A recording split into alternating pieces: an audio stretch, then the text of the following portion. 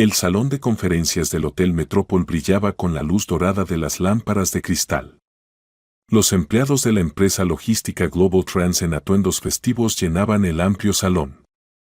Sonaba música suave, los camareros servían champán y aperitivos. El ambiente era solemne, hoy la empresa celebraba su 5º aniversario. Jorge Gómez estaba de pie junto a la ventana, observando desde allí a los empleados. A los 35 años era un director ejemplar, atlético, con barbilla decidida y mirada penetrante. Su traje caro le sentaba perfectamente y su postura segura delataba a un hombre acostumbrado al poder y la responsabilidad. Jorge, se dirigió a él el subdirector de Recursos Humanos Óscar Navarro, todos están reunidos. ¿Podemos empezar con la entrega de premios? Gómez asintió y se dirigió al escenario improvisado. Tomó el micrófono y recorrió el salón con la mirada. Queridos colegas, hoy es un día especial para nuestra empresa. Hace 5 años empezamos con una pequeña oficina y 3 camiones. Ahora Global Trans son 150 empleados, una flota propia de 80 vehículos y sucursales en 6 ciudades de España. El salón estalló en aplausos. Jorge esperó a que se calmara el ruido y continuó. Pero nuestro principal logro es el equipo de profesionales. Hoy quiero destacar especialmente a los mejores de los mejores. Comenzó a mencionar nombres y cargos. Los empleados subían uno tras otro al escenario a recibir los premios. Jorge seguía atentamente a cada uno, memorizando rostros y reacciones. Un líder debe conocer a su equipo. Y ahora, dijo cuando llegó el turno de los últimos premios, quiero anunciar un nuevo nombramiento. Miguel Cortés, nuestro especialista en transporte internacional, a partir del lunes se convierte en subdirector del Departamento de Logística.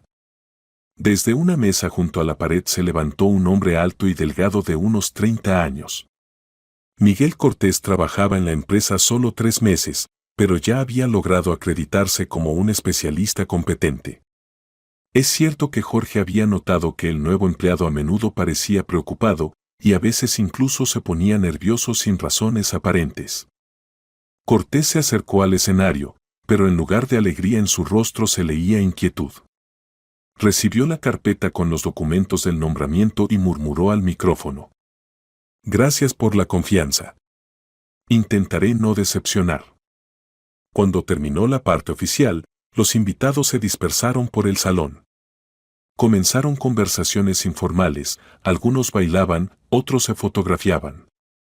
Jorge notó cómo Miguel Cortés se apartó y hablaba tensamente de algo con una mujer hermosa en un elegante vestido burdeos. Hoy me van a ascender. No permita Dios que mi jefe la vea. Siseó Miguel, inclinándose hacia el oído de la mujer. Jorge estaba demasiado lejos para escuchar las palabras, pero por los gestos y la mímica entendió que la conversación no era agradable.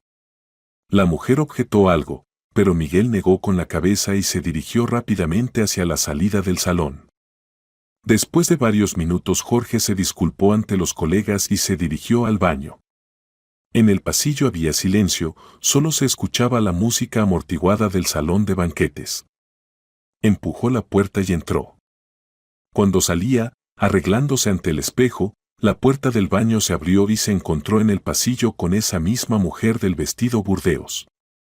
Ella tenía prisa y no se dio cuenta de él hasta que estuvieron cara a cara. A Jorge se le cortó la respiración. Ante él estaba una copia exacta de su madre, Alejandra Gómez.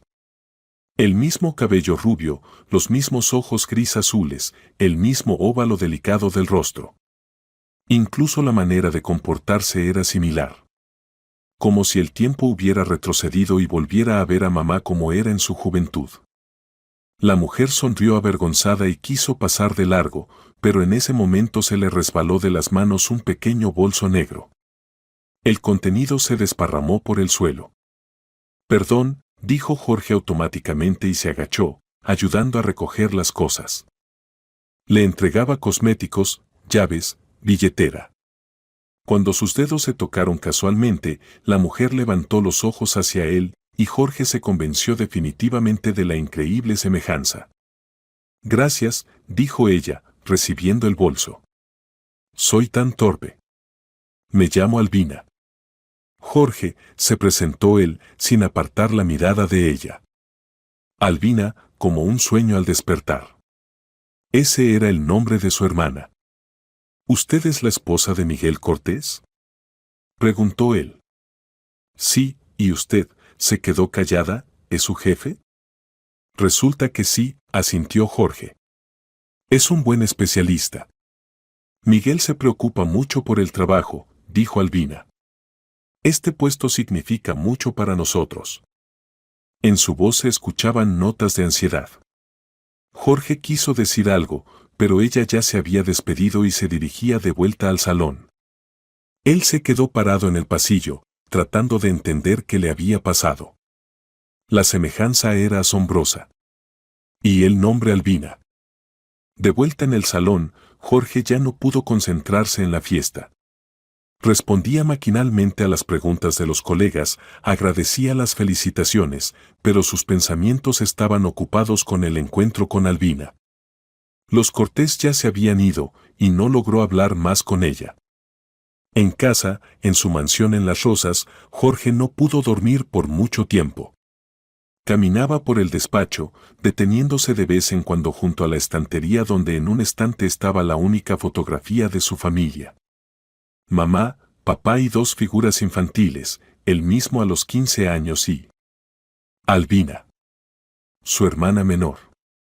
Tenía 10 años cuando sus padres murieron en un accidente automovilístico. Hace 20 años su vida se dividió en antes y después. Antes, familia feliz, desayunos dominicales, cuentos de mamá por las noches. Después, orfanato, separación, búsqueda de la hermana que no llevó a nada. Jorge tomó la fotografía y observó atentamente el rostro infantil de la hermana. Cabello rubio, ojos gris azules. Sí, podía ser ella. Pero ¿cómo estar seguro? Habían pasado tantos años, y la memoria podía fallar. Recordaba ese día terrible cuando los separaron. Albina fue adoptada por otra familia que no tenía hijos propios. Querían adoptar a una niña más pequeña, y Albina de 10 años les convenía. Jorge se quedó en el orfanato otros 3 años más, hasta la mayoría de edad. Cuando salió del orfanato, inmediatamente comenzó a buscar a su hermana. Pero las pistas se perdieron. Los padres adoptivos se mudaron a otra ciudad, e incluso el orfanato no sabía a dónde exactamente. Jorge se dirigió a agencias de búsqueda, puso anuncios en periódicos, después buscó en internet. Pero Albina parecía haberse desvanecido. Y ahora ella podía estar muy cerca. La esposa de su subordinado. Pero ¿cómo asegurarse de esto sin dañar ni a ella ni a su familia?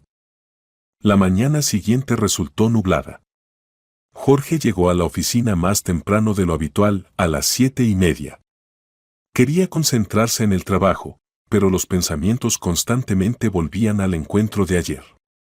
Miguel Cortés apareció en la oficina exactamente a las 9. Jorge lo observaba a través de la división de cristal de su despacho. El nuevo subdirector jefe del departamento parecía cansado y preocupado. Miraba frecuentemente el teléfono, y cuando sonó, salió al pasillo para hablar. Oscar, llamó Jorge a su subdirector de recursos humanos, tráeme el expediente personal de Miguel Cortés. Navarro se sorprendió, pero no objetó. Después de 10 minutos la carpeta estaba sobre la mesa del director. Jorge estudió los documentos. Miguel Cortés, 30 años, educación superior, Instituto de Relaciones Internacionales. Lugar de trabajo anterior, empresa logística en Valencia. Esposa, Albina Cortés, 30 años, ama de casa. Hijo, Nicolás, 5 años. En la casilla apellidos anteriores de la esposa estaba, Borges. Jorge sintió cómo se aceleraba el pulso. Tomó el teléfono y marcó el número del detective privado Víctor Cuéllar. Se conocían desde hace varios años. Cuéllar ayudaba a la empresa en situaciones difíciles con clientes deshonestos. Víctor, necesito tu ayuda, dijo Jorge cuando el detective respondió. Pero es un asunto personal y muy delicado. Te escucho, respondió brevemente Cuellar. Necesito verificar a una familia. No es por negocios, no es criminal. Solo conocer su pasado. ¿Puedes venir a la oficina? En una hora Víctor Cuellar estaba sentado en el despacho de Jorge. El detective era un hombre de mediana edad con corte de pelo corto y mirada atenta de ojos marrones. Escuchó el relato de Jorge sin interrumpir. Entiendo, dijo cuando Jorge terminó. Piensas que la esposa de tu subordinado es tu hermana, a quien perdiste hace 20 años. Exactamente. Pero necesito pruebas. No puedo simplemente acercarme y preguntar. Si me equivoco, será extremadamente incómodo. ¿Y si no te equivocas? Preguntó Cuellar. ¿Qué entonces? Jorge reflexionó. Tantos años había soñado con encontrar a su hermana, pero nunca había pensado qué haría cuando eso sucediera. No lo sé, admitió honestamente. Primero necesito asegurarme de que realmente es ella. Cuellar asintió. Bien. Necesitaré varios días. Empezaré con los archivos del orfanato y documentos de adopción. Si realmente es tu hermana, encontraré confirmaciones. Después de que se fue el detective, Jorge trató de ocuparse de los asuntos corrientes, pero la concentración era difícil. Se sorprendió constantemente mirando hacia el departamento de logística, donde trabajaba Miguel Cortés. Alrededor del mediodía vino a verlo la secretaria. Jorge, llamó la esposa de Miguel Cortés. Dijo que él se enfermó y hoy no saldrá a trabajar. Jorge frunció el ceño. Por la mañana Miguel estaba en su lugar, trabajaba, aunque no se veía bien. ¿Qué pudo haber pasado? ¿Dejó número de teléfono? Preguntó él. Sí, aquí está, la secretaria le entregó una hoja con la anotación. Jorge tomó el papel y durante un tiempo miró el número. Podía llamar, interesarse por la salud del empleado. Sería natural de parte de un jefe atento. Pero temía escuchar la voz de Albina, ¿y si ella lo reconocía? Sin embargo, habían conversado solo unos minutos en la fiesta corporativa. Era poco probable que recordara su voz. Marcó el número. Diga. Respondió una voz femenina. Buenas tardes, habla Jorge Gómez, director de la empresa Global Trans. Miguel hoy no vino a trabajar. ¿Cómo se siente? Oh, perdón, en la voz de Albina se escuchaba turbación.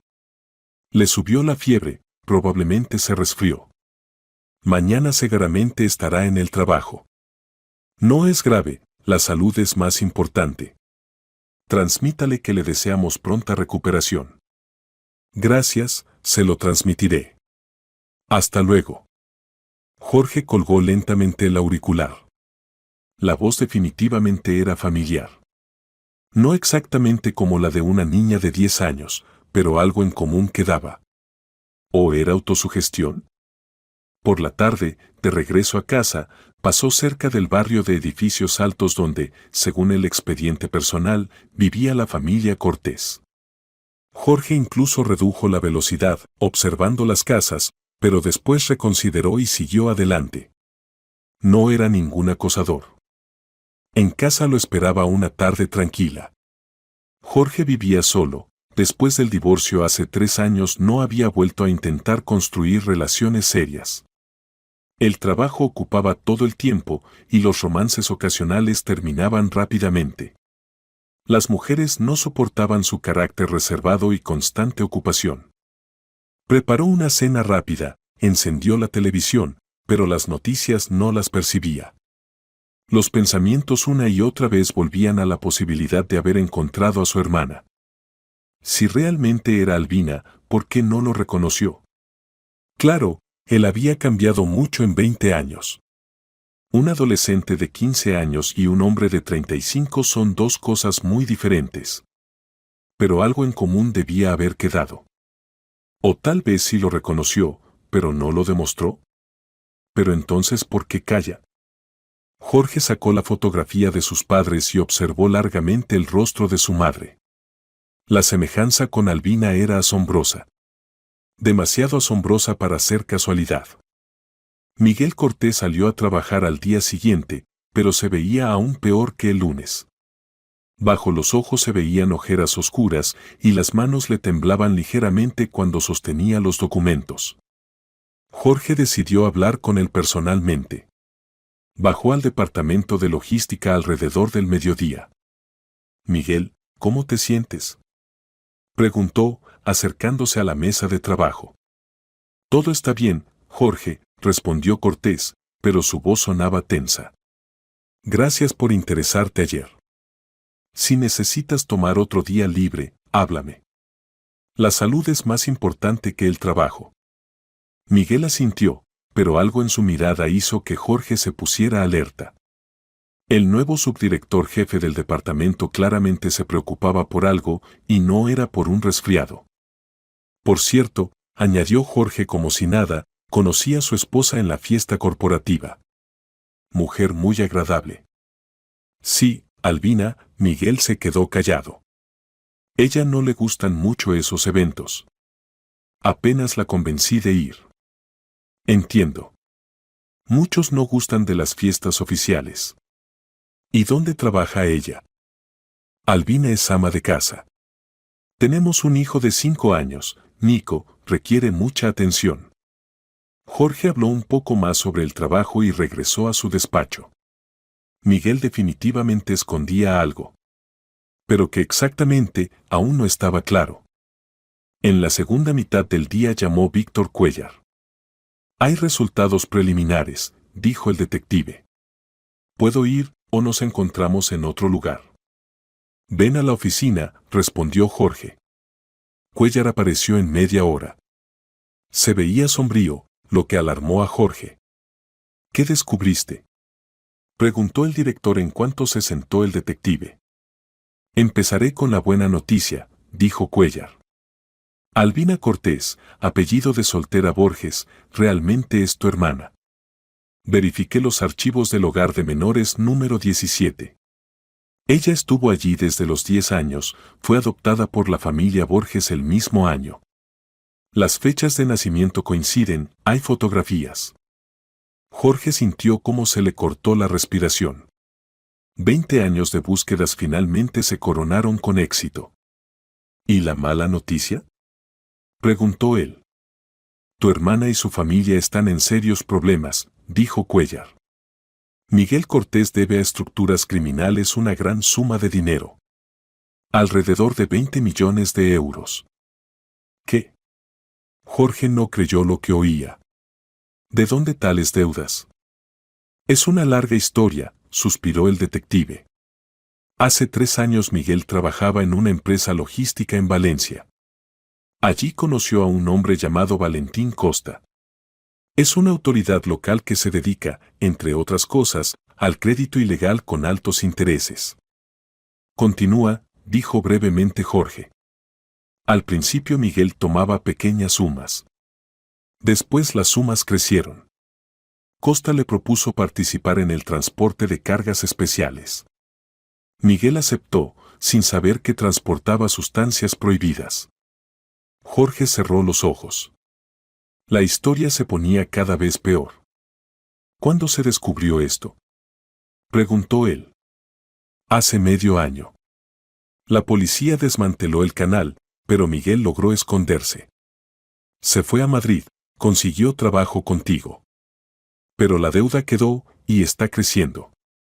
Costa no es de los que perdonan deudas». «¿Cuánto tiempo tienen?». «Poco. Hice consultas a través de mis fuentes en Valencia. Costa le da tiempo a Miguel hasta fin de mes. Si la deuda no se paga», Cuéllar se encogió de hombros.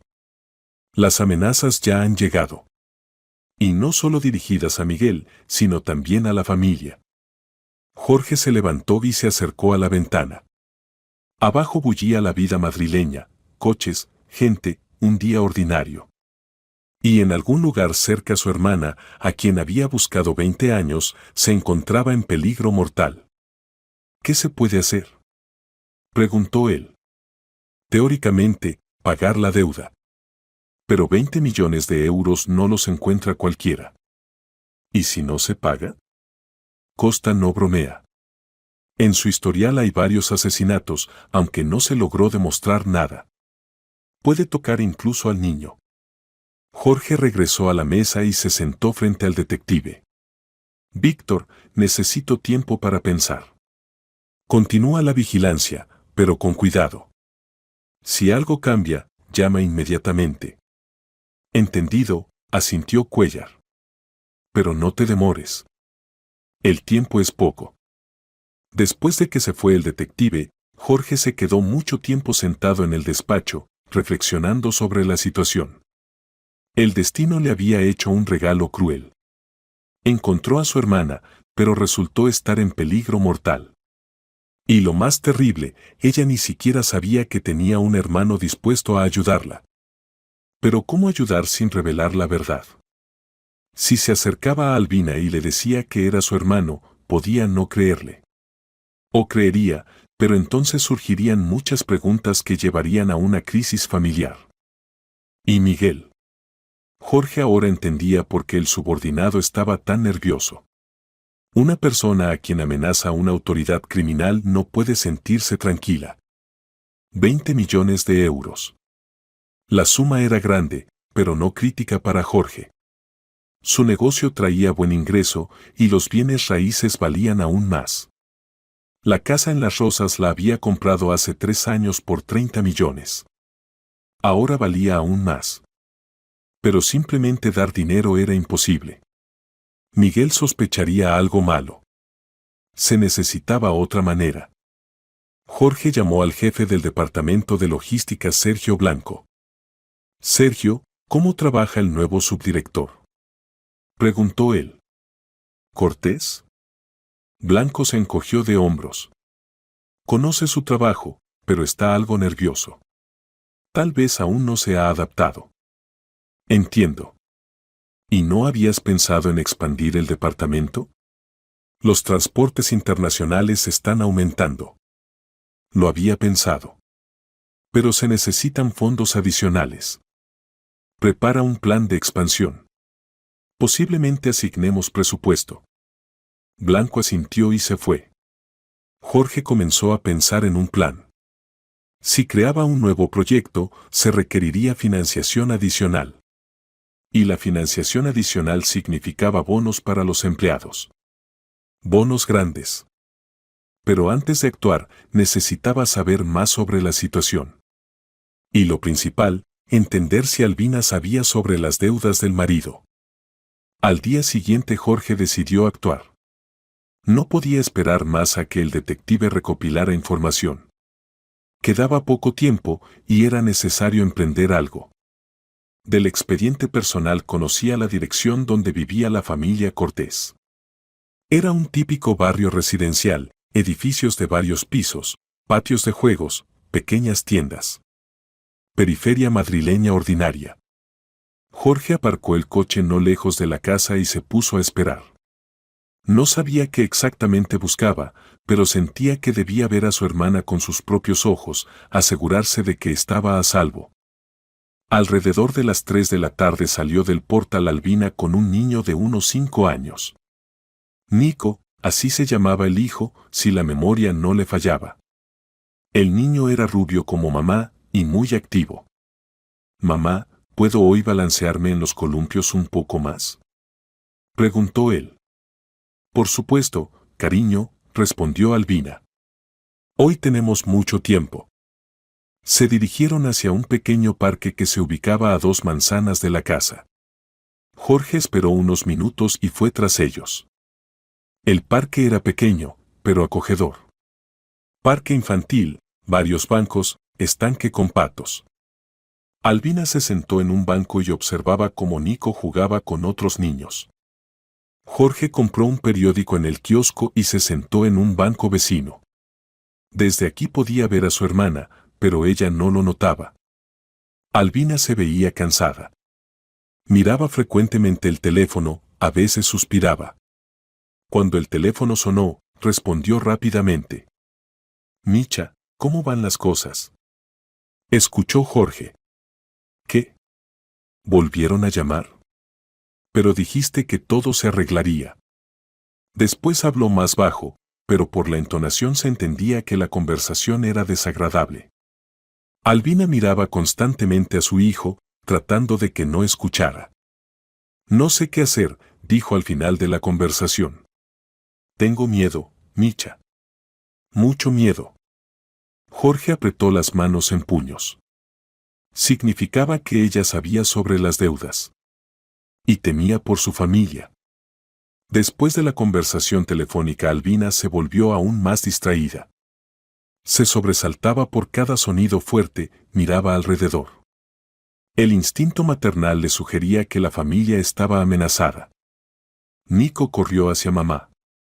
«Mamá, ¿por qué estás triste?», preguntó él, subiéndose a sus rodillas. «No estoy triste, pequeño», dijo Albina, abrazando a su hijo. «Solo un poco cansada». «¿Y papá vendrá hoy temprano?». «No lo sé, cariño. Papá está muy ocupado en el trabajo». Jorge observaba esta escena y sentía cómo se le oprimía el corazón. Su hermana y sobrino vivían en constante miedo, y él estaba sentado a unos metros y no podía acercarse, abrazarlos, decir que todo estaría bien. De repente se acercó a Albina un hombre con chaqueta oscura. Jorge se puso alerta, el desconocido se veía poco amigable, y su aproximación hizo que Albina se encogiera. «¿Albina?», preguntó el hombre. «Sí, ¿qué necesita?». Su voz temblaba. «Transmitir de parte de Valentín Nicolás. El tiempo se acaba. Su marido sabe qué hacer». «No entiendo de qué habla», murmuró Albina. «Entiende, sí que entiende», sonrió el hombre. «Hermoso hijo tiene. Cuídelo». Las últimas palabras sonaron como una amenaza directa. Albina instintivamente acercó a Nico hacia sí. «Váyase», dijo ella. «Inmediatamente». Me voy», el hombre levantó las manos. «Hasta la vista, Albina». Se dio vuelta y se dirigió tranquilamente hacia la salida del parque. Jorge apenas se contuvo para no correr tras él. Pero eso habría atraído la atención de Albina, y él aún no estaba listo para rebelarse. Albina se quedó sentada en el banco, temblando de miedo y rabia. Nico sentía su estado y se apretaba contra mamá. «Mamá, ¿ese señor es malo?», preguntó él. «No lo sé, pequeño. Solo un desconocido». «¿Vamos a casa?». «¿Y los columpios?». «Mañana nos balancearemos. Hoy necesito hablar con papá». Recogieron y se dirigieron a la salida. Jorge esperó unos minutos y se dirigió a su coche. Ahora sabía con seguridad, la situación era crítica. Las estructuras criminales ya amenazaban abiertamente a la familia de su hermana. Por el camino a casa llamó a Cuellar. «Víctor, ya empezaron a amenazar directamente», dijo él. Hoy se acercó a Albina algún tipo e hizo alusiones sobre el niño. «Me temía esto», respondió el detective. «Costa está presionando. Probablemente entendió que Miguel no tiene dinero». «¿Cuánto tiempo tenemos?». 2 días, máximo 3. Después empezarán a actuar». Jorge redujo la velocidad. El tiempo era catastróficamente insuficiente. «Víctor, ¿se puede contactar con ese Costa?». «¿Hablar directamente?». «Se puede, pero es muy peligroso. Tú no eres una autoridad criminal, sino un empresario ordinario. Para él eres presa fácil». «¿Pero si llevo dinero?». Cuellar se quedó callado. «Entonces es otra cosa». «¿Pero cómo explicarás de dónde tienes 20 millones para pagar una deuda ajena?». «Inventaré algo. Lo principal es salvar a la familia». «Bien. Pero primero necesito averiguar cómo acercarse a él. Dame un día más». Por la tarde Jorge llamó a su casa a un tasador inmobiliario. La mansión en Las Rosas en 3 años había subido significativamente de precio. El experto la valoró en 42 millones de euros. ¿Puede organizar una venta urgente?, preguntó Jorge. En 1 o 2 semanas encontraremos comprador, respondió el tasador. Pero el precio será inferior al de mercado. Un 20%. Me conviene. Empiecen el trámite. Al día siguiente Jorge estuvo en la oficina desde la mañana. Miguel Cortés volvió a llegar tarde y cuando apareció se veía completamente acabado. Miguel, ¿todo está bien?, preguntó Jorge, encontrándose con él en el pasillo. Sí, todo normal. Miguel trató de sonreír, pero salió torcido. Si necesitas ayuda, háblame. Somos colegas. Miguel lo miró con sorpresa. Gracias, Jorge. Pero tengo todo bajo control. ¿Bajo control? Jorge dudó de eso. Lo más probable es que Miguel simplemente no viera salida de la situación. Al mediodía Jorge se reunió con el jefe del departamento de logística Blanco. Sergio, ¿preparaste el plan de expansión? Sí, aquí está. Blanco le entregó una carpeta.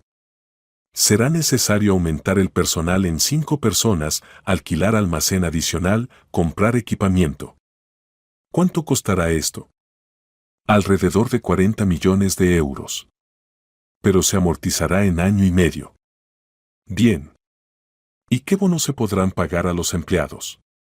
Bueno, si el proyecto se lanza con éxito, cada uno puede contar con un bono del tamaño del salario anual. Y el personal directivo, aún más. Jorge calculó. El salario anual de Miguel era de alrededor de 1 millón de euros. Eso claramente no bastaba para pagar la deuda. Se necesitaba otra manera. Por la tarde llamó Cuellar. Hay noticias, dijo el detective. Costa acepta reunirse. Mañana por la tarde, en Valencia. Pero hay condición, viene solo y directamente con dinero. Bien. ¿Y cómo recibió que la deuda la pague una persona ajena? Le da igual quién pague. Lo principal es que paguen. Pero quiere entender que no es una trampa. Entiendo. Significa que mañana voy a Valencia. Jorge, esto es serio. Castro puede decidir que es más fácil eliminar a todos los testigos y quedarse con el dinero. Siempre hay riesgo. Pero no tengo opción. Jorge colgó el auricular y miró la fotografía de sus padres. Mañana arriesgaría la vida por su hermana, que ni siquiera sabía de su existencia. Pero de otra manera no se podía. Por la mañana Jorge llegó al banco para retirar efectivo. 20 millones de euros en billetes ocupaban toda una bolsa deportiva. Puso el dinero en el maletero de su coche y se dirigió por carretera. Hasta Valencia eran 400 kilómetros. Jorge conducía con cuidado, la carga obligaba. Por el camino llamó varias veces a Cuellar, aclarando detalles del encuentro. Costa te esperará en el restaurante Guadalquivir a las 7 de la tarde, dijo el detective. Vendrá con 2 guardaespaldas. Debes ir solo.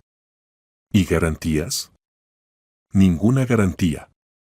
Pero Costa está más interesado en el dinero que en problemas. Si pagas, dejará en paz a la familia de los Cortés. ¿Y si exige más? Entonces habrá que resolver este problema de otra manera. Jorge entendía que iba a un gran riesgo. Pero no tenía tiempo para reflexiones. A las 6 de la tarde estaba en Valencia. El restaurante Guadalquivir se ubicaba en el centro de la ciudad. Establecimiento caro, donde iba la élite local. Jorge aparcó no lejos y llamó a Cuellar. Estoy en el lugar, dijo él. Ten cuidado. Si algo sale mal, escápate inmediatamente. El dinero no vale tu vida. Entendido. Jorge tomó la bolsa deportiva del maletero y se dirigió al restaurante. El guardia de la entrada lo dejó pasar sin preguntas, evidentemente, lo esperaban. Dentro estaba semioscuro. En una mesa del rincón lejano estaba sentado un hombre de unos 50 años con rostro tosco y ojos fríos. Valentín Costa. A su lado estaban 2 tipos fornidos en trajes oscuros. Jorge se acercó a la mesa. ¿Usted es Costa?, preguntó él. Yo. Y usted, significa, es el benefactor de la familia Cortés, sonrió Costa. Siéntese. Jorge se sentó enfrente. La bolsa con dinero la puso a su lado. Directo al grano, dijo Costa. La deuda de Miguel Cortés constituye 20 millones de euros. ¿Está dispuesto a pagarla? Sí. Pero a cambio usted deja en paz a su familia. Para siempre. Por supuesto. Yo no soy ningún monstruo. ¿Para qué necesito tocar a gente que ha pagado sus deudas? Costa hizo una señal a uno de los guardaespaldas. Ese se acercó a Jorge. Muestre el dinero, dijo Costa. Jorge abrió la bolsa. Los fajos ordenados de billetes causaron impresión incluso en los bandidos experimentados. Contaremos, dijo Costa. Los guardaespaldas rápidamente contaron el dinero. La suma coincidía. Bien, asintió Costa. La deuda se considera pagada. Y ahora explíqueme para qué diablos una persona ajena paga una deuda de 20 millones. Jorge se había preparado para esta pregunta. Cortés trabaja en mi empresa.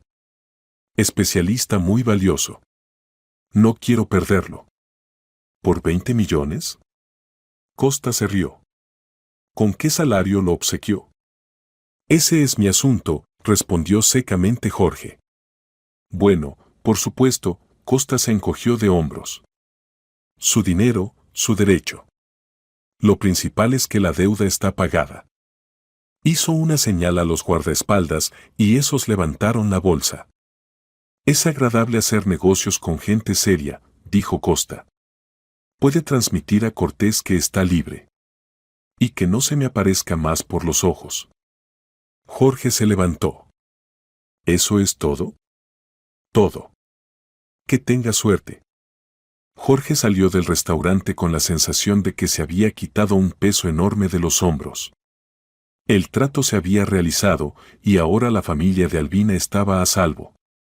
Por el camino de regreso a Madrid llamó a Cuéllar. Todo salió normal, le informó. Costa recibió el dinero y prometió dejar en paz a los Cortés. Gracias a Dios, suspiró aliviado el detective. Pensé que te pegarían un tiro allí. No les dio tiempo. Ahora necesito resolver la segunda parte del problema, como explicar a Miguel que su deuda está pagada. Sobre eso hay que pensar. Si se entera de que lo hizo su jefe, habrá muchas preguntas. Algo inventaré. Jorge llegó a casa tarde en la noche. Estaba agotado, física y emocionalmente. Pero lo principal estaba hecho. Su hermana y sobrino ya no estaban en peligro. A la mañana siguiente llegó a la oficina temprano. Miguel Cortés volvió a llegar tarde, pero cuando apareció, se veía aún peor de lo habitual. Evidentemente, las amenazas de ayer habían surtido efecto en él. Alrededor del mediodía a Miguel le llamaron. Jorge vio cómo contestó la llamada, escuchó algo y palideció. Después su rostro empezó a cambiar, sorpresa, incredulidad, alivio.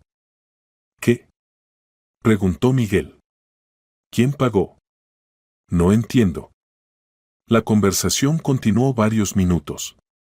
Miguel constantemente preguntaba, evidentemente no creyendo lo que escuchaba. Cuando colgó el auricular, se quedó mucho tiempo sentado inmóvil, mirando fijamente a un punto. Después sacó el teléfono y marcó otro número. ¿Albina?, dijo él. Escucha, no sé cómo explicar esto, pero... La deuda está pagada. Sí, toda. Alguien pagó por nosotros. No sé quién. Costa dijo que algún empresario madrileño vino ayer y pagó. Después Miguel habló más bajo, pero por su rostro se veía que lloraba de alivio. Jorge se apartó de la ventana. La primera parte del plan estaba cumplida. Ahora necesitaba decidir cómo proceder después. ¿Rebelarse ante su hermana o dejar todo como está? Sacó el teléfono y marcó el número del agente inmobiliario. ¿Cómo van las cosas con la venta de la casa?, preguntó él. Hay comprador, respondió el agente. Está dispuesto a dar 35 millones por un trato urgente. Acepto. Tramiten los documentos. ¿Y dónde va a vivir? La empresa tiene un apartamento de servicio. Me mudaré allí.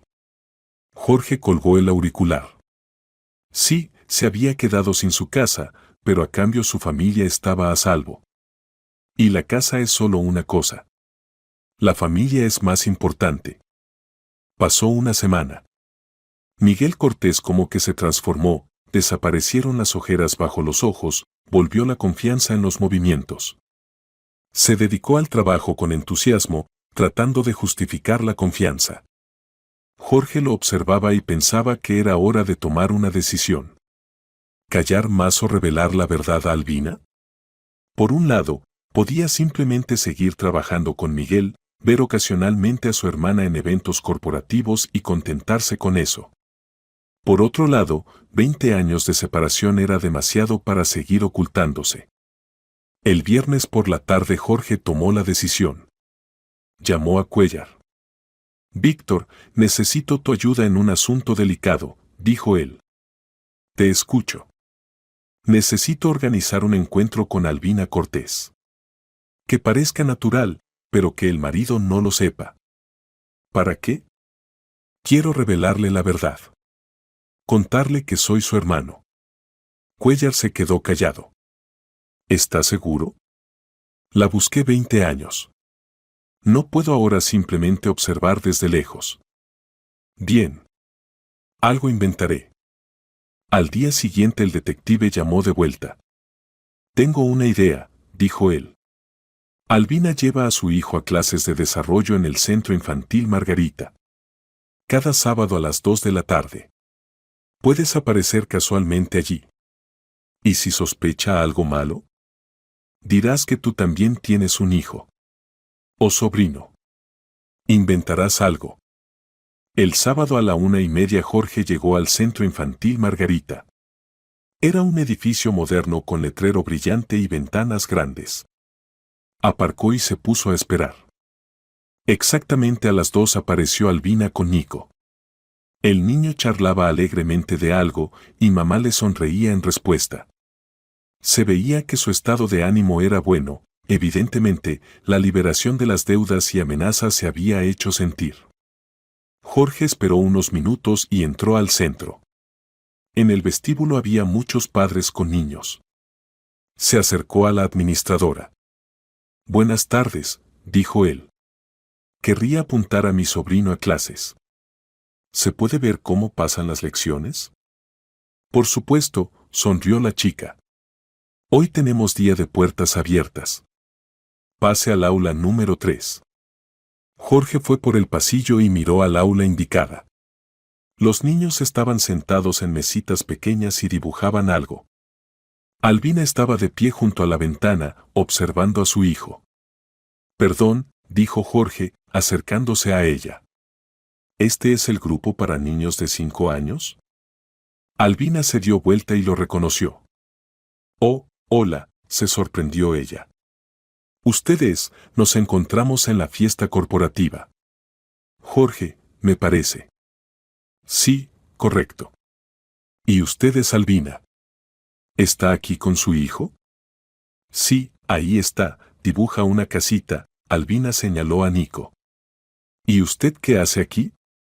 Quiero apuntar a mi sobrino a clases. Escuché que aquí hay buenos pedagogos.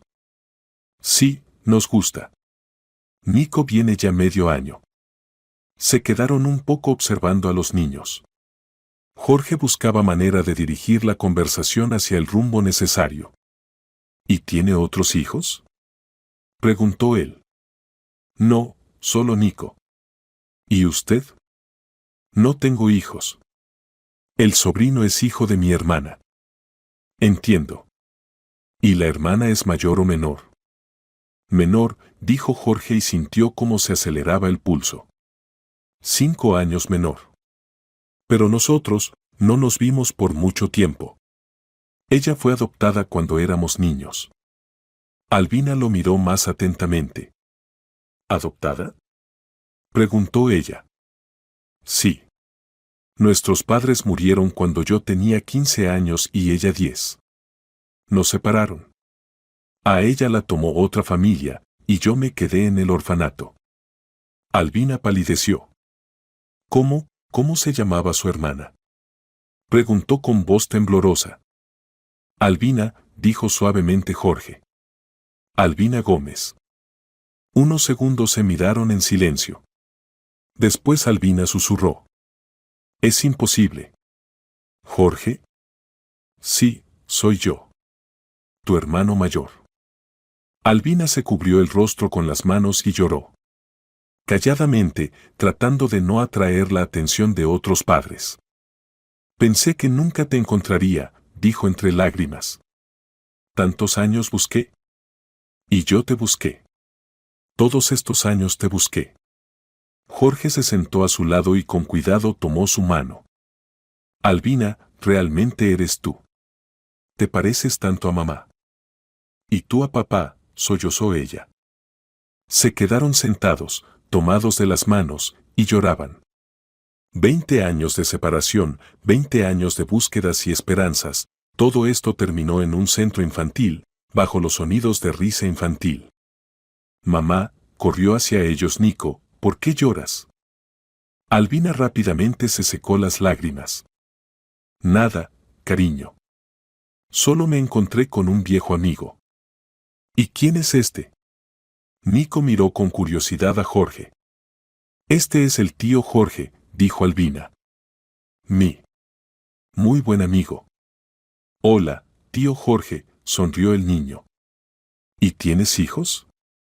No, pero tengo un sobrino maravilloso, dijo Jorge, mirando a Nico. Muy parecido a ti. Cuando terminaron las clases, salieron del centro juntos.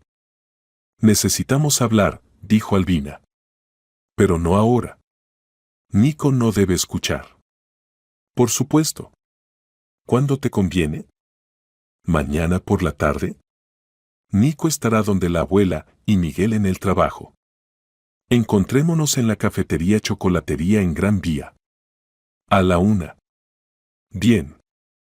Se despidieron, y Jorge lo siguió con la mirada. Su hermana, su sobrino. La familia que había perdido y vuelto a encontrar. El domingo Jorge llegó a la cafetería media hora antes de la hora acordada. Pidió café y se sentó en una mesa junto a la ventana, desde donde se veía toda Gran Vía. La agitación no le daba paz, ahora tendría lugar la conversación más importante de su vida. Albina apareció exactamente a la 1. Se veía agitada, pero decidida. Se sentó frente a su hermano y durante un tiempo calló, estudiando su rostro. Toda la noche no pude dormir, dijo finalmente. Pensaba si no era un sueño. Pero no, realmente eres tú. Sí, soy yo. Tu hermano Jorge, que recogía para ti ramos de dientes de león y te leía cuentos por las noches. Albina sonrió a través de las lágrimas. ¿Recuerdas cómo me enseñaste a andar en bicicleta? ¿En el parque detrás de casa? Por supuesto que recuerdo. Tenías miedo de caerte, y yo corría al lado y te sostenía del asiento. Y prometiste que nunca me soltarías. Y no te solté. Simplemente nos separaron. Se quedaron callados, cada uno sumergido en recuerdos. Cuéntame sobre tu vida, pidió Jorge. ¿Qué pasó después de la adopción? Albina suspiró. Los Borges resultaron ser buena gente. Querían mucho tener un hijo, pero no podían tener propios. Me rodearon de cuidado y amor. Me dieron buena educación, crianza. Les estoy agradecida. ¿Y sabían que tenías un hermano? Sabían. Pero dijeron que era mejor no remover el pasado. Que era necesario empezar una nueva vida. Yo obedecí, aunque siempre pensaba en ti. Yo también siempre pensaba en ti. En cuanto salí del orfanato, empecé a buscar. Pero las pistas se perdieron. Nos mudamos a Barcelona, explicó Albina. Allí estudié, trabajé. Después conocí a Miguel. Él entonces trabajaba allí, en una empresa logística. Nos casamos, nació Nico. Después vivimos en Valencia. Y recientemente Miguel recibió una propuesta de trabajo en Madrid. Nos mudamos. ¿Y no trataste de encontrarme cuando regresaste? Traté. Pero ¿cómo buscar a una persona si solo conoces el nombre y la edad aproximada? Gómez, en Madrid hay miles. Jorge asintió. Entendía su lógica.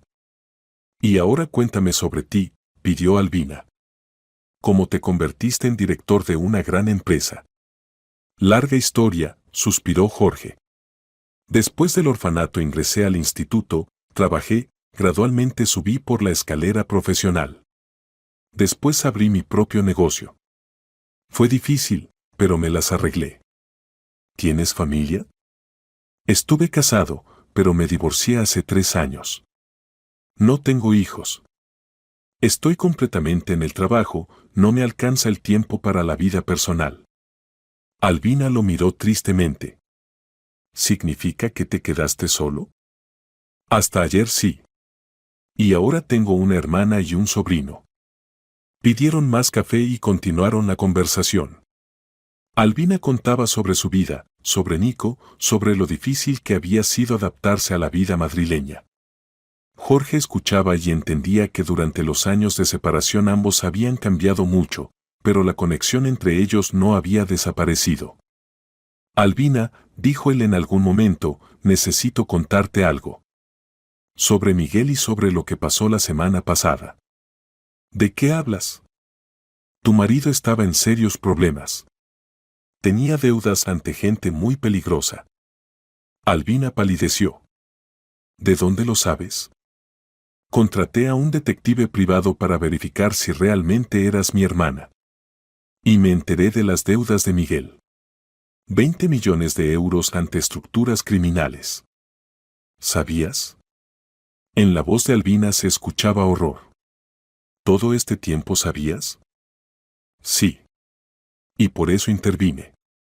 ¿Cómo interviniste? Jorge respiró profundamente. Fui a Valencia y pagué a los acreedores de Miguel. Les di 20 millones de euros. Albina lo miró, no creyendo lo que escuchaba. ¿Fuiste tú? Susurró ella. ¿Ese mismo empresario madrileño que pagó la deuda? Yo. ¿Pero para qué? Ni siquiera sabías con seguridad que yo era tu hermana. Sabía. La semejanza con mamá era demasiado evidente. Y cuando el detective confirmó el parentesco, entendí que debía ayudar. No podía permitir que amenazaran a mi familia. Albina se cubrió el rostro con las manos. 20 millones de euros, murmuró ella. ¿De dónde tienes tanto dinero? Vendí la casa. Vivía en una mansión en Las Rozas, la vendí por 35 millones. 20 di por la deuda de Miguel. ¿Vendiste la casa? ¿Por nosotros? Por la familia. La casa se puede comprar nueva, pero hermana y sobrino no se reemplazan. Albina lloró. Calladamente, pero sin contención. Jorge, ¿qué hiciste? Nosotros ni siquiera sabíamos que existías. Y tú arriesgaste la vida, gastaste toda tu fortuna. No toda. Tengo más dinero, negocio, apartamento. No me volví pobre. Simplemente tuve que sacrificar el lujo por la seguridad de la familia. ¿Y Miguel lo sabe? No, y pienso que no vale la pena contarle. Al menos por ahora. ¿Por qué? Es un hombre con orgullo. Al enterarse de que sus deudas las pagó el jefe, puede irse del trabajo. O peor, tratar de devolver el dinero, y no lo tiene. Albina asintió. Tienes razón. Miguel percibe muy dolorosamente la ayuda ajena. Cuando estábamos en situación difícil, incluso de mis padres adoptivos se negaba a aceptar dinero. ¿Significa que por ahora esto queda entre nosotros? Sí. ¿Pero qué le diremos sobre que somos parientes? Jorge reflexionó. ¿Y es necesario decir de inmediato? Se puede por ahora presentar el asunto como que simplemente nos hicimos amigos. Y después, cuando se acostumbre a mi presencia en su familia, contaremos la verdad. Probablemente es mejor así. Miguel ahora está muy nervioso después de todos estos eventos. Estrés adicional no le conviene.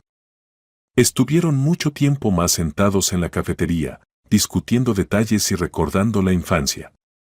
Jorge contó sobre los años en el orfanato, sobre cómo estudió, empezó el negocio. Albina compartió recuerdos sobre la vida con padres adoptivos, sobre el encuentro con Miguel, sobre el nacimiento de Nico. «Sabes», dijo ella al acercarse la tarde, «siempre sentía que en mi vida faltaba algo. Los padres adoptivos eran maravillosos, Miguel es mi esposo, y Nico es un hijo excelente. Pero adentro había un vacío. Ahora entiendo, me faltabas tú». «Y a mí me faltabas tú», respondió Jorge. Construía carrera, ganaba dinero, pero siempre me sentía solo. Pensaba que era por el carácter, por la incapacidad de crear familia. Y resulta que ya tenía familia. Simplemente la había perdido. Ahora estamos juntos otra vez. Sí. Y haré todo para que nunca más nos separen. Pasó un mes desde el reencuentro del hermano y la hermana. Durante este tiempo mucho cambió en su vida. Jorge se mudó de la enorme mansión a un apartamento de 2 habitaciones de servicio que proporcionaba la empresa. El apartamento era mucho más modesto que la casa anterior, pero a Jorge le gustaba. Aquí no había lujo ostentoso, pero era acogedor y hogareño. Miguel Cortés se recuperó completamente del estrés y se convirtió en uno de los mejores empleados de la empresa. No sabía que sus deudas las había pagado su propio jefe, pero se sentía libre y trabajaba con energía redoblada. Albina y Jorge se encontraban cada fin de semana. Oficialmente él era un amigo de la familia. Miguel percibió la amistad de Jorge perfectamente, después de todo, era su jefe, y las buenas relaciones con él solo podían ayudar a la carrera. Nico rápidamente se encariñó con el tío Jorge, que le traía juguetes y dulces. Para el niño, que no conocía abuelos ni tíos, la aparición de un amigo adulto fue un verdadero regalo. «Mamá, ¿por qué el tío Jorge no tiene esposa?», preguntó Nico una vez por la tarde, cuando paseaban en el parque los tres. «No ha encontrado aún su media naranja», respondió Albina. «¿Y tal vez se casa contigo?», propuso inocentemente el niño. «Entonces tendré 2 papás». Albina y Jorge se rieron, pero la conversación los hizo reflexionar. Necesitaban explicar de alguna manera a Nico y a Miguel la verdadera naturaleza de su relación. La decisión llegó inesperadamente. A finales de octubre Nico cumplía años. Jorge preparó un gran regalo, una bicicleta con la que el niño soñaba desde hacía tiempo. «Tío Jorge, este es el mejor regalo de mi vida», gritó Nico al ver la bicicleta. «Eres como un tío de verdad». «Porque soy un tío de verdad», dijo Jorge, mirando a Albina. Ella entendió su mirada y asintió. «Nico, siéntate, por favor», dijo Albina. «El tío Jorge y yo queremos contarte algo». El niño obediente se sentó en el sofá al lado de mamá. Miguel, que preparaba té en la cocina, también se acercó. «Nico, ¿recuerdas que te conté que mamá tuvo otros padres cuando era pequeña?», empezó Albina. «Sí, murieron en un accidente». «Correcto. Y también mamá tenía un hermano mayor. Se llamaba Jorge». Nico miró a Jorge con ojos muy abiertos. «¿El tío Jorge es ese mismo hermano?». «Sí, cariño. El tío Jorge es el hermano de mamá. Tu tío de verdad». «¡Guau!». Nico saltó de alegría. «Significa que tengo un tío de verdad». «¿Y por qué no se encontraron tanto tiempo?». «Nos separaron cuando mamá era pequeña», explicó Jorge. «Yo busqué a mamá por mucho tiempo, y ella me buscó a mí. Y aquí finalmente nos encontramos». Nico abrazó a Jorge. «Estoy tan contento de que apareciste». Miguel estaba parado a un lado, tratando de asimilar lo escuchado. Espera, dijo él. ¿Ustedes son hermanos de sangre? ¿Y se encontraron solo ahora? Sí, asintió Albina. Cuando nuestros padres murieron, a mí me adoptaron, y Jorge se quedó en el orfanato. Nos perdimos por 20 años. ¿Y se encontraron casualmente en la fiesta corporativa? Casualmente, confirmó Jorge. Vi a Albina y entendí que se parecía mucho a nuestra madre. Y después resultó que realmente era mi hermana. Miguel callaba, digiriendo la información. Significa que mi jefe es el hermano de mi esposa, dijo finalmente. Interesante coincidencia. ¿Por qué callaron sobre esto? Miguel se dirigió a él. Albina, no queríamos traumatizarte antes de tiempo, queríamos preparar. ¿No estás en contra? ¿En contra de qué? ¿De que tengas un hermano? Por supuesto que no estoy en contra. Al contrario, me alegro por ti. Pero en la voz de Miguel se escuchaba cierta tensión. Jorge entendió que al cuñado le resultaba incómodo trabajar bajo las órdenes del pariente de la esposa. Miguel, dijo él, si consideras que nuestro parentesco de alguna manera influirá en las relaciones laborales, te equivocas. En el trabajo tú para mí eres simplemente un buen empleado. Ni más ni menos. Entiendo, asintió Miguel. Simplemente necesito tiempo para acostumbrarme. El resto de la tarde pasó en ambiente más ligero. Nico bombardeó a Jorge con preguntas sobre la infancia, sobre la vida en el orfanato, sobre cómo buscaba a mamá. Jorge respondía, tratando de no traumatizar la psique infantil con detalles. Cuando llegó la hora de irse, Albina acompañó a su hermano hasta la puerta. Gracias, dijo ella, por decidir revelar la verdad. Era hora. Nico está creciendo, tiene derecho a saber que tiene un tío. ¿Y Miguel? ¿Cómo piensas que percibió la noticia? En general bien. Pero también necesita tiempo.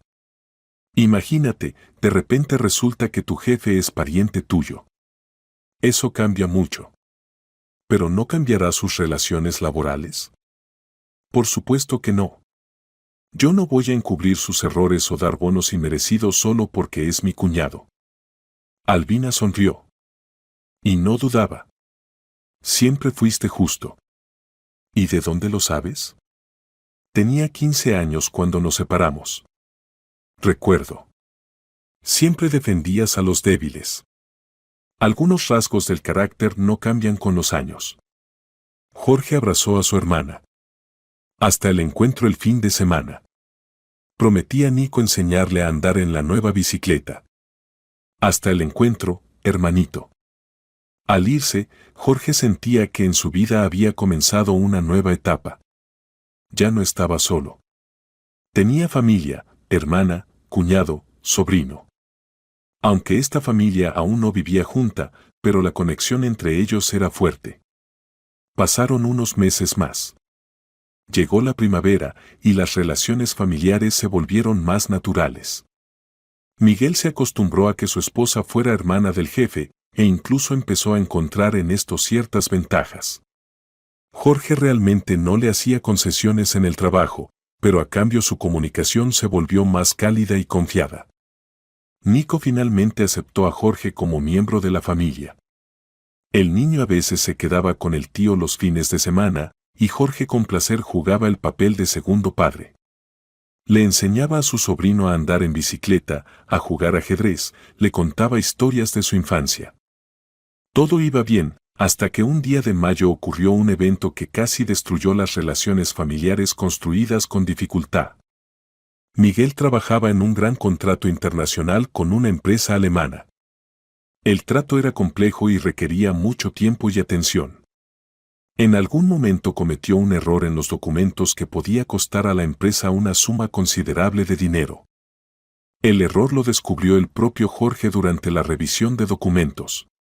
Llamó a Miguel a su despacho. Miguel, tenemos un problema, dijo él, mostrando los documentos. En el contrato con los alemanes hay un error en los tipos de cambio. Esto puede costarnos 1,5 millones de euros. Miguel palideció, estudiando los papeles. ¿Cómo pude pasar esto por alto?, murmuró él.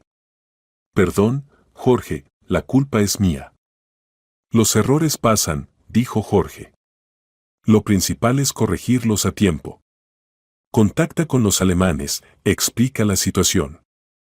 ¿Y si se niegan a revisar las condiciones?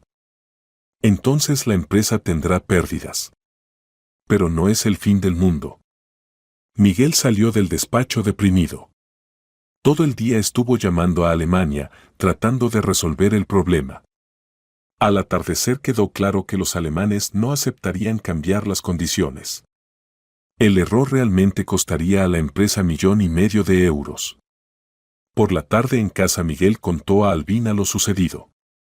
Decepcioné a Jorge, dijo él. Cometí un error estúpido que cuesta a la empresa mucho dinero. Está mal, dijo Albina.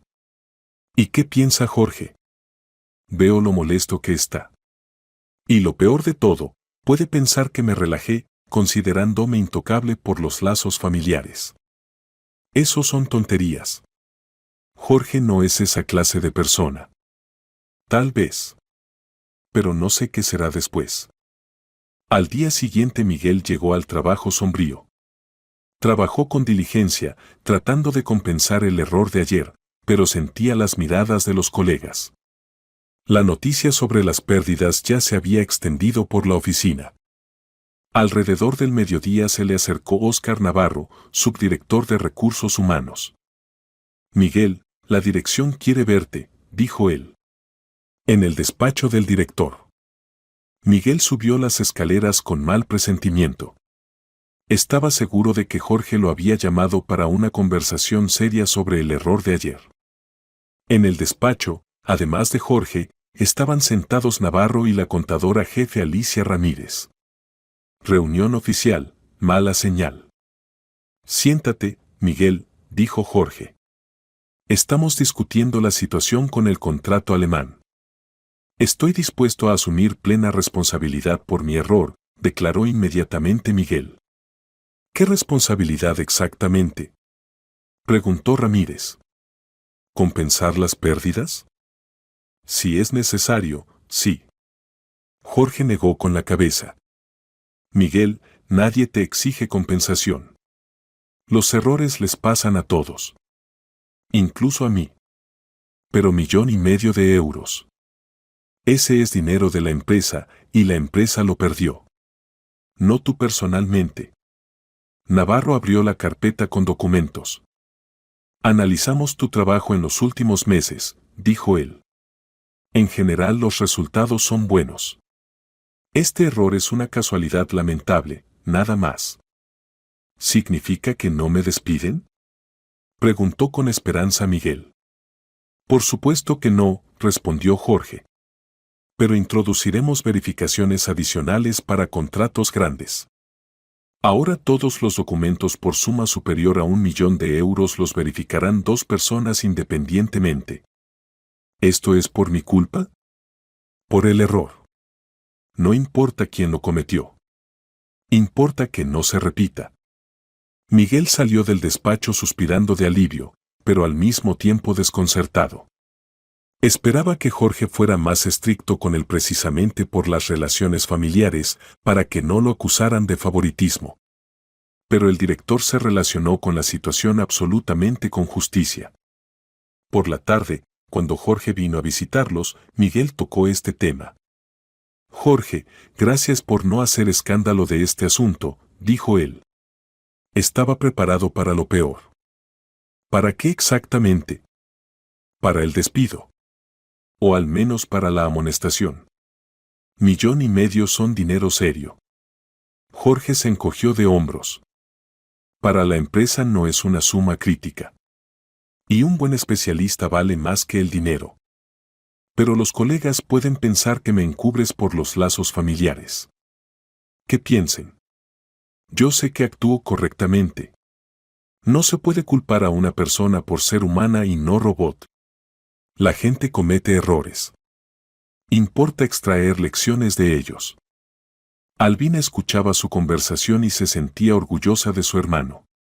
Realmente era un líder justo que no permitía que las relaciones personales influyeran en las decisiones de negocios. ¿Y si tal error lo hubiera cometido otro? Preguntó Miguel. ¿Te habrías relacionado igual de tranquilo? Por supuesto. Si es el primer error serio en varios meses de trabajo, eso es normal. Otra cosa sería si los errores se volvieran sistemáticos. Entiendo. Gracias por la comprensión. De nada. Por cierto, ¿cómo avanza el trabajo con el contrato francés? Allí también hay esquema monetario complejo. Pasaron a discutir cuestiones laborales y después temas familiares. Nico le mostró al tío sus dibujos, contó noticias del jardín de infancia.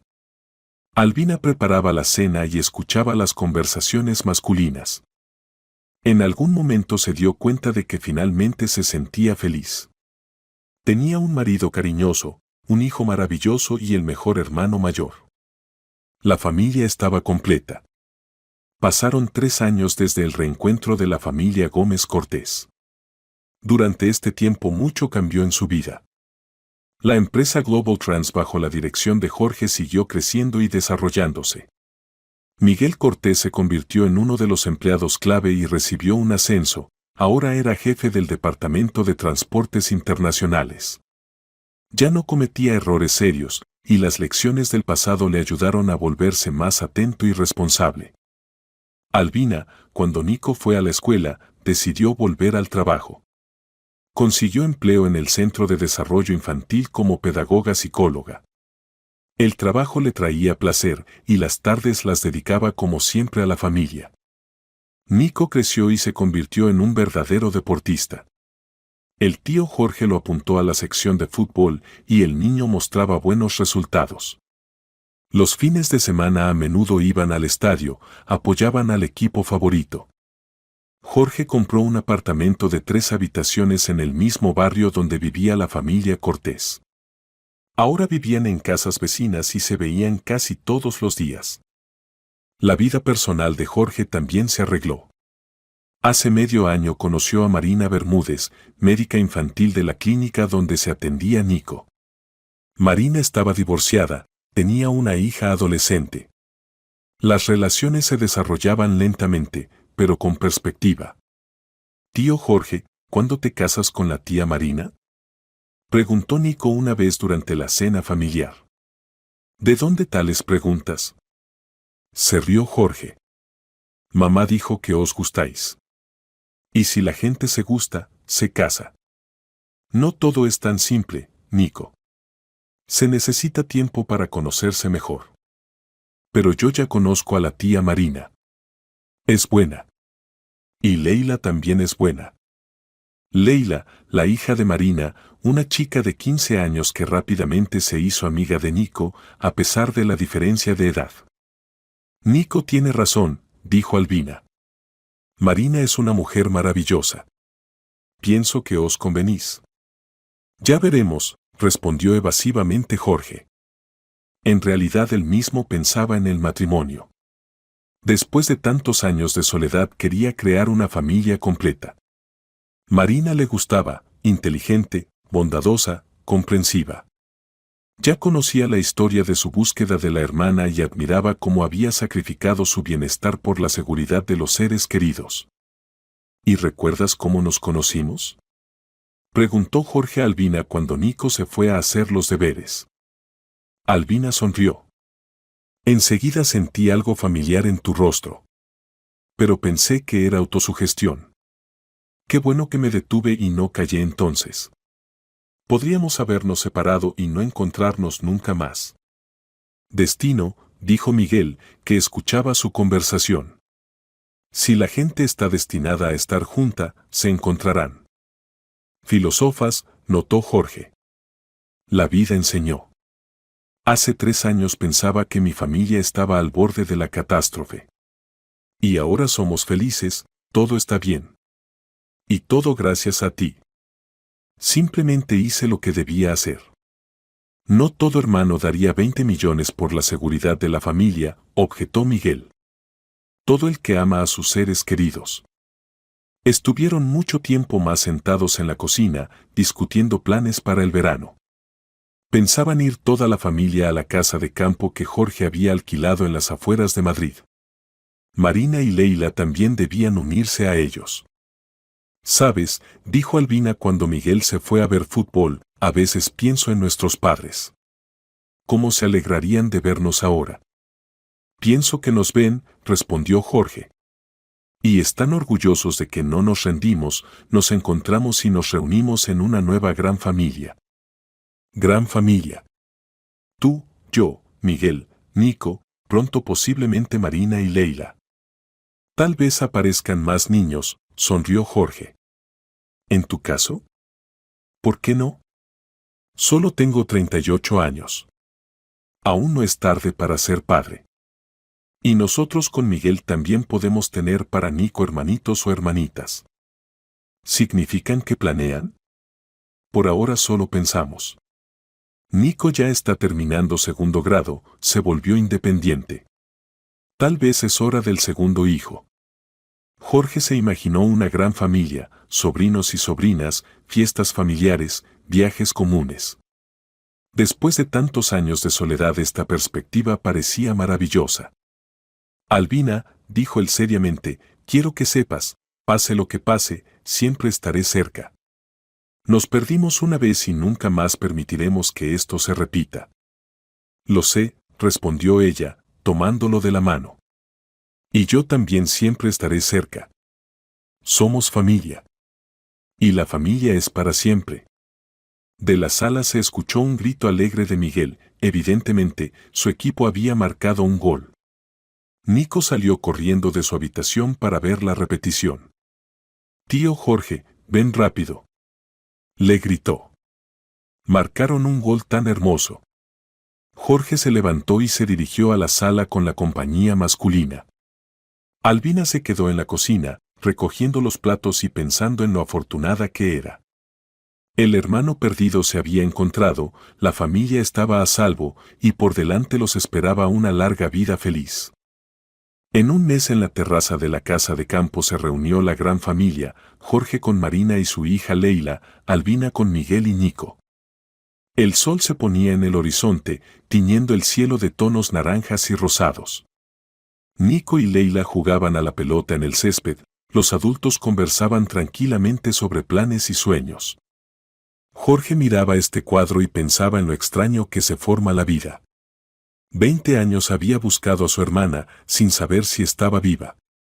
Y cuando la encontró, resultó que había estado muy cerca, la esposa de su subordinado. El destino los había llevado el uno al otro de la manera más inesperada. Había sacrificado la casa y dinero, había arriesgado la vida en el encuentro con autoridades criminales. Pero no se arrepentía de nada. Porque la familia es lo más importante que tiene una persona. Y por la familia vale la pena hacer cualquier sacrificio. Jorge se levantó y fue hacia los niños. Albina lo siguió con la mirada y sonrió. Su hermano mayor, a quien 20 años había considerado perdido para siempre, se había convertido no solo en miembro de la familia, sino en su apoyo confiable y protección. La vida les había enseñado a valorar las alegrías simples, cenas familiares, risa infantil, abrazos cálidos de seres queridos. Ya no daban esto por sentado, porque conocían el precio de la pérdida y la separación. Y en algún lugar del cielo, posiblemente, sonreían las almas de sus padres, viendo que sus hijos finalmente habían encontrado la felicidad y la paz. La moraleja de la historia es esta: los lazos familiares son más fuertes que el tiempo y las circunstancias. El verdadero amor hacia los seres queridos es capaz del autosacrificio sin esperar gratitud. Y el destino a veces une a las personas por los caminos más inesperados, dando una segunda oportunidad de felicidad a quienes no pierden la esperanza y la fe en el bien.